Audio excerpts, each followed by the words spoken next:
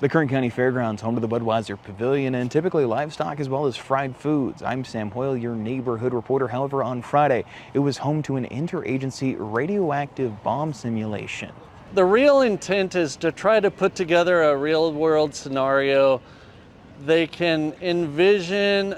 Emergency personnel went through a briefing and then geared up to check various zones throughout the fairgrounds for radioactivity.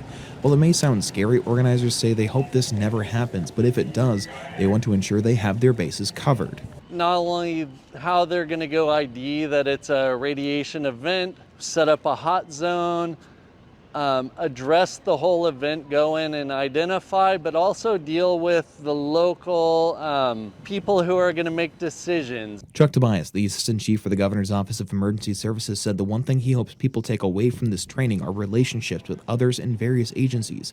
So in the event of an emergency, there's already a rapport. The luxury of having these exercises is that it brings all these agencies together so they have some actual face-to-face time.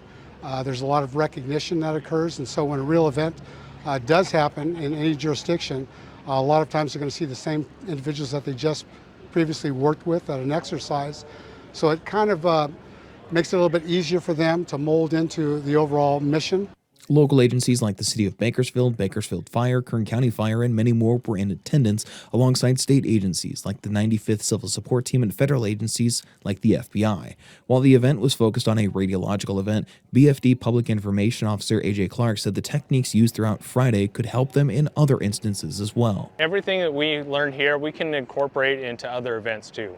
So things that we learned from a hazmat event like today, we can use in a wildland event or a mass casualty event.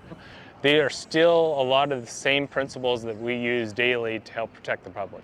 Now, according to Tobias, they conduct multiple trainings throughout the year, whether it be radioactive or chemical or really any other emergency that they can think of throughout the state at various different locations. In Bakersfield, I'm Sam Hoyle, your neighborhood reporter.